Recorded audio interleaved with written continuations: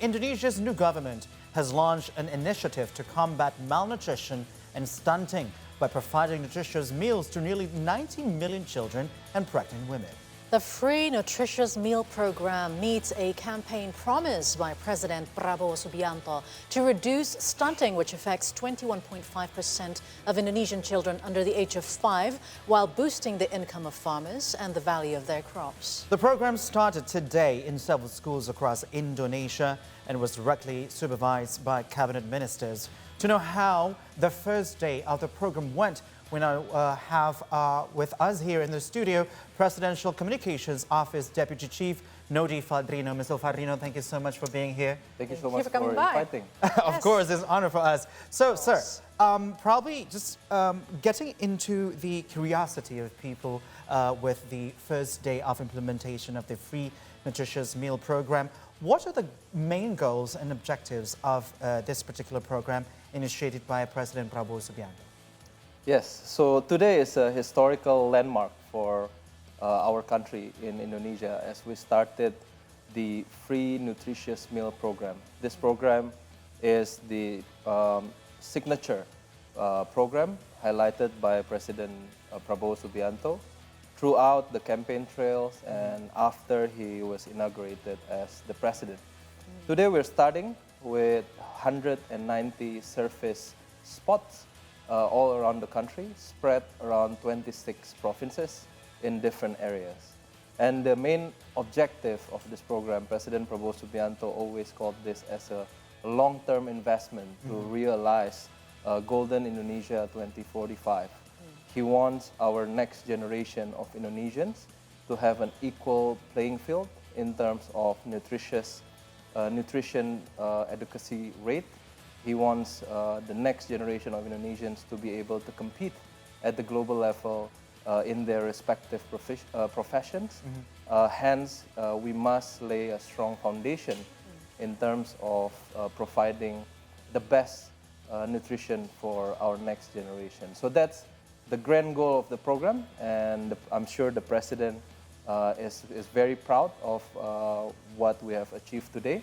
And we are also very proud that many cabinet ministers, we visited different spots in around Jabodetabek area. And the children are very excited. So it becomes a very positive news for us as well. And I guess we have to give the best appreciation to our Badan Gizi Nasional, the National Nutrition Agency, who have worked really, really hard, extremely hard. No weekends to prepare and to kickstart this program today. All right. Well, I mean, it's going to be a long-term program until at least 2029, and this is just the first day. And if you can see the first day, how is it on the ground, and how we can evaluate on what was done in the first day of the program today? Yes. So the progress that we made today is not easy. We have kickstarted the program in 190 spots, but Badan Gizi Nasional, the National Nutrition Agency, is very, very optimistic that they can enlarge and they can spread the surface spots to even more areas. By the end of January, hopefully they will reach around 967 surface spots all around the country. That is equivalent to around 3 million beneficiaries. And by the end of 2025, they aim to serve around 15 million beneficiaries all around the country. Hopefully by the end of 2029, the main goal for the National Nutrition Agency is to cover or to give service to 82.9 million Indonesians and beneficiaries. That's a big task indeed.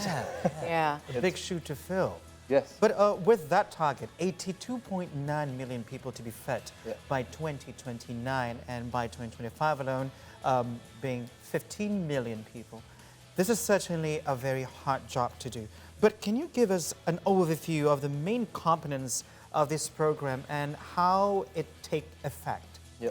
So the National Nutrition Agency is committed to at least send 3 senior personnel So in every service spots, or what we call SPPG, SPPG, Satuan Pelayanan Pemenuhan Gizi, there will be at least 3 senior personnels, including the head of the MBG kitchen, 1 accountant to make sure that the cash flow is accountable, and last but not least, a nutritionist or nutrition expert to make sure that all the meals carried out by the surface spots or the MBG kitchen is providing the beneficiaries with a meal that is sufficient according to the national nutrition advocacy rate. So that's the main components of this program. And I think moving forward, the big task for National Nutrition Agency is to make sure the hygiene of the meals provided to the beneficiaries, and secondly, how they manage the and minimize the waste that is provided or that is resulted from this program. And today we are very proud to see that the standard from National Nutrition Agency is very, very high. The tray that is used for the beneficiaries is made from stainless steel. So that guarantees, firstly, the hygiene, because after you use a stainless steel tray, you can actually wash it in a very high temperature water that can secure the sanity of the tray. And secondly, it minimizes potential waste carried out by this program. We cannot imagine if... no packaging waste and packaging all that. waste, So being 3,000. environmentally friendly. All right. So that's the key components of the programs, and of course we're looking forward on how we can enlarge this program and improve on some of the key aspects of the program that still need to be to follow the standard. Looking at the complicated, settings of this program, knowing that we are trying to give good, nutritious meals to mothers that are, nursing, to pregnant moms, to school students, and all that. So, how do we make sure? How do we determine the nutritional value and balanced diet? We understand that perhaps a, grade 1 student do not eat as much as the 6th graders, or even the grade higher, 12. Grade 12, for Grade example. 12. How do we try to make sure that this is targeted and it's well balanced as well, knowing that we know that we have stunting rate as well. Some kids have not even tasted the taste of eggs, for example, or even milk. So this is indeed a very good program, but how do we make sure of that? Well, today we see a very good example. We thought that it will be difficult for our students to consume vegetables. And there was a wrong assumption. They are very excited about the vegetables. So we are very positive about that. And this is the importance of the senior personnel that the National Nutrition Agency will send to each service spots that include nutrition expert.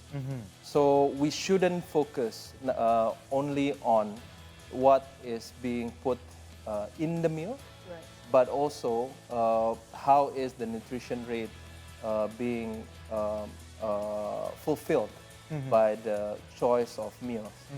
This is going to be a 20 days a month program, so 5 days a week.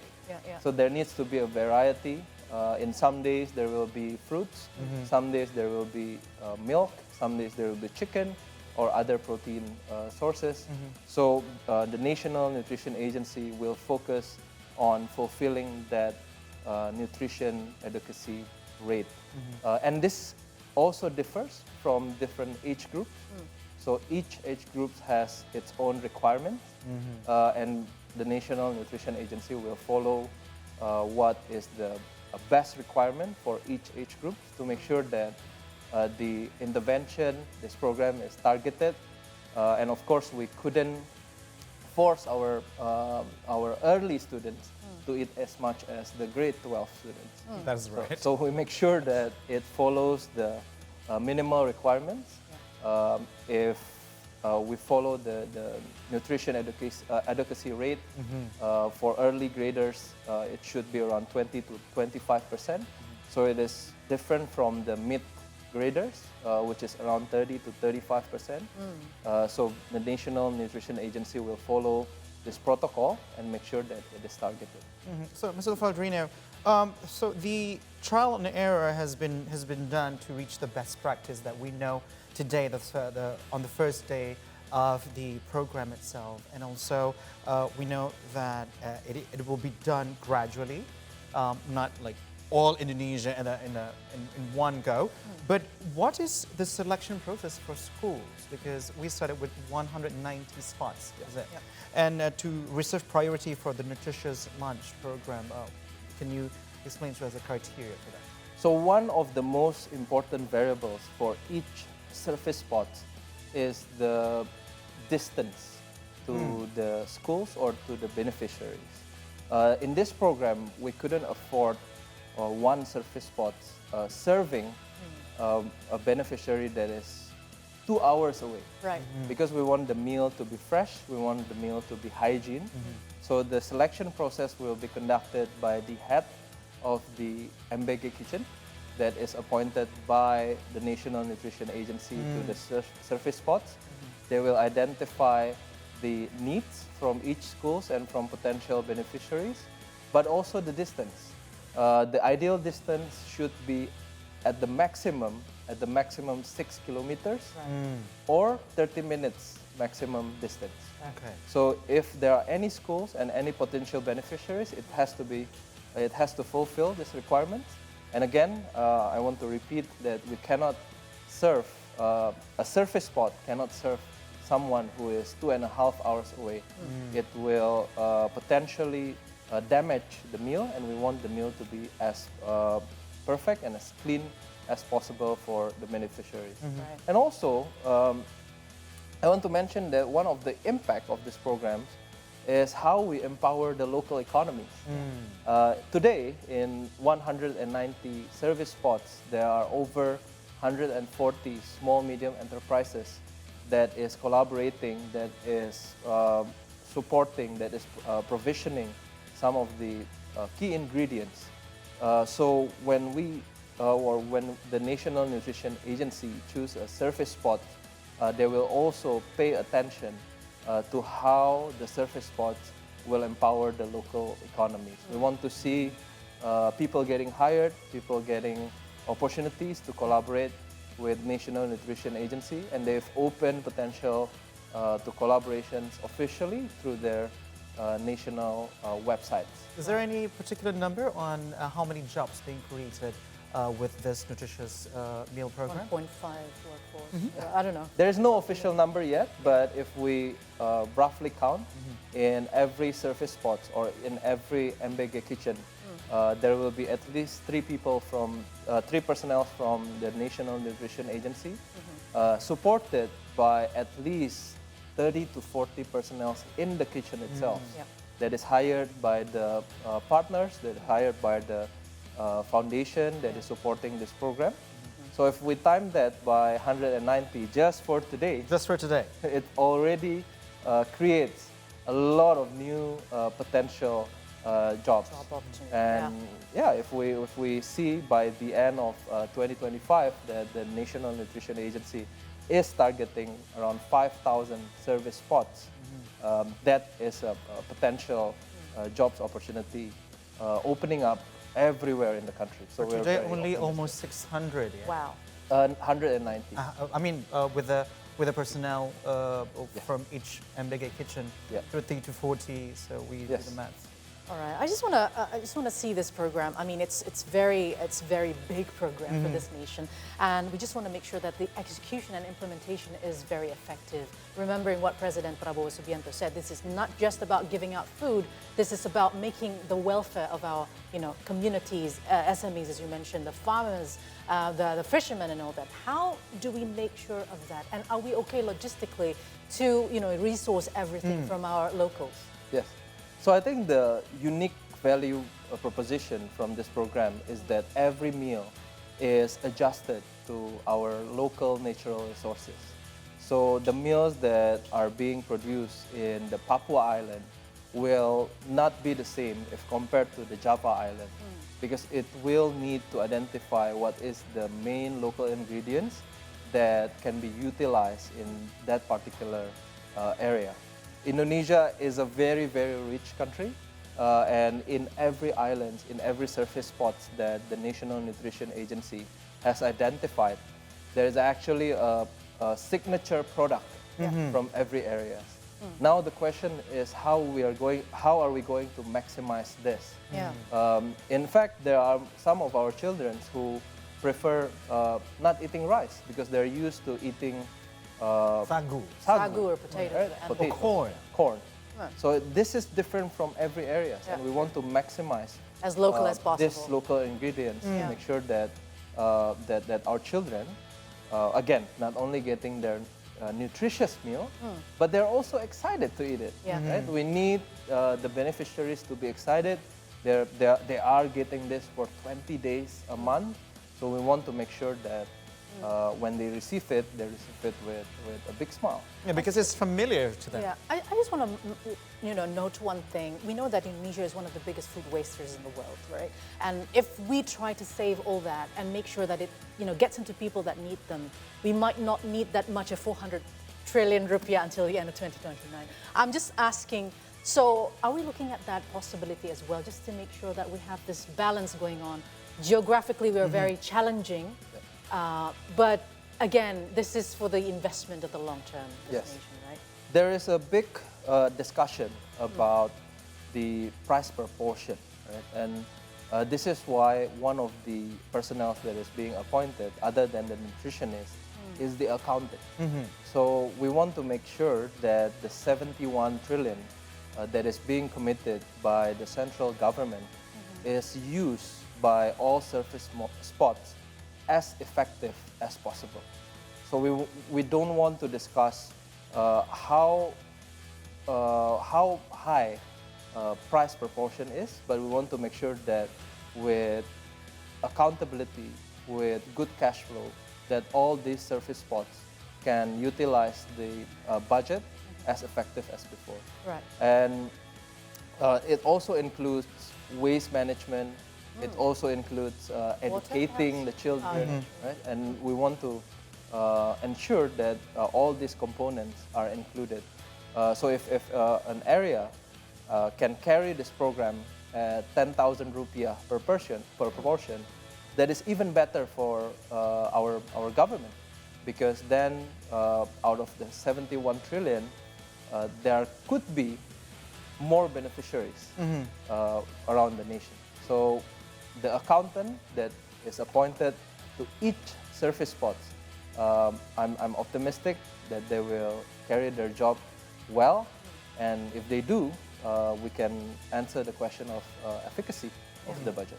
But also borrowing the terms from our entrepreneurs and startup friends, launching is actually the easiest part, but the hardest part would be maintaining it.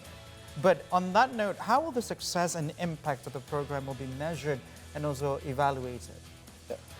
So this is the third person that is appointed by the National Nutrition Agency. So we've discussed the nutritionist, we've discussed the accountant. Now we're discussing the role of the head of the Mbege kitchen. Right? He or she needs to supervise the overall quality of the service being put out by the surface spots from the flow of the kitchen. We want the kitchen flows to be compact, to be fast, from the storage side to the production side to the distribution side.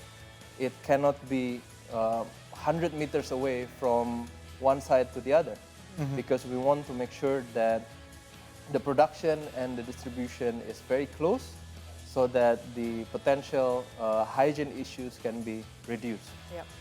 So the head of the Mbege kitchen will supervise this and carry out constant evaluation of the kitchen's quality.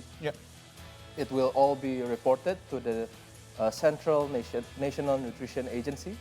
And of course, if there is room for improvements in each service spot, then they will carry out the necessary action to evaluate and to improve on the key aspects of the kitchen. Does this include the transparency as well with the usage of the funds? because that would be one of the sampling programs of President Prabowo to eradicate corruption as well. Yes, and I think that is shown by the National Nutrition Agency's commitment to put one accountant, right, to make sure that all the state budget that will go to this program is carried out responsibly and accountably. So I think the accountant will play a massive role in supervising the production of the free nutritious meal program. This is so exciting. Yeah. We got the reassurance now about how the program will be carried out. Yeah. Just perhaps one last question.